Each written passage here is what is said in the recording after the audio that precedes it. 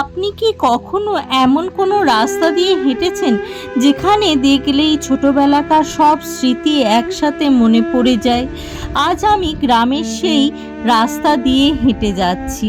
রাস্তার দুপাশে রয়েছে সবুজ ধান ক্ষেত, হালকা বাতাসে ধান গাছগুলো দুলছে, দূরে পাখির ডাক, কোথাও গরুর ঘণ্টা শব্দ শোনা যাচ্ছে, আবার মাটির সেই পরিচিত গন্ধ। মনে হচ্ছে সময় যেন অনেক বছর পিছনে ফিরে গেছে।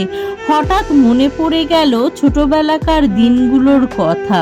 তখন সেই রাস্তাগুলো ছিল আমাদের পৃথিবী। স্কুলে যাওয়া, বন্ধুদের সঙ্গে দৌড়ে বেড়ানো, বৃষ্টির দিনে কাদায় পিছলে পড়া, আবার হাসতে হাসতে উঠে দাঁড়ানো, কি সুন্দর ছিল সেই দিনগুলো। স্কুল ছুটি হলেই ব্যাগটা বাড়িতে ছুঁড়ে রেখে দিয়ে ছুটে বেরিয়ে পড়তাম। কখনো গুলি খেলতাম, কখনো লুকোচুরি, কখনো মাঠে ক্রিকেট বা ফুটবল। সময়ের সঙ্গে কোনো কিছু হিসেব ছিল না, শুধু ছিল আনন্দ আর স্বাধীনতা।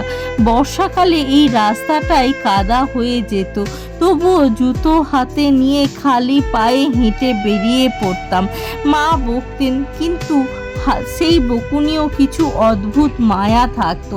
গরমের ছুটিতে দুপুরবেলায় আম কুড়োনো, পুকুরে ঝাঁপ দিয়ে সাঁতার কাটা, সন্ধ্যে হলেই ঠাকুমার মুখে গল্প শোনা, এগুলো ছিল আমাদের বিনোদন।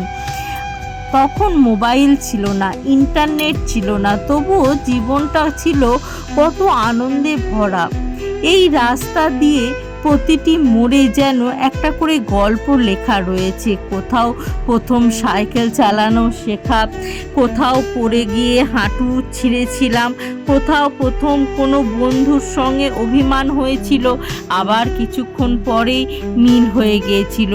আজও সেই একই রাস্তা দিয়ে হাঁটতে হাঁটতে বুঝতে পারছি, মানুষ যত বড় হয়ে যায় ততই জীবনের সরলতা হারিয়ে যায়।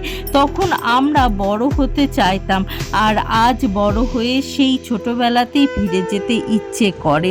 জীবন আমাদেরকে অনেক কিছু দিয়েছে, দায়িত্ব দিয়েছে, কাজ দিয়েছে, ব্যস্ততা দিয়েছে, কিন্তু বদলে গেছে আমাদের নির্ভেজাল হাসি, কিন্তু নিশ্চিন্ত বিকালগুলো আর সেই বন্ধুদের আড্ডাগুলো। আজ এই গ্রামের রাস্তা দিয়ে আমাকে বলছে, তুই বদলে গেছিস।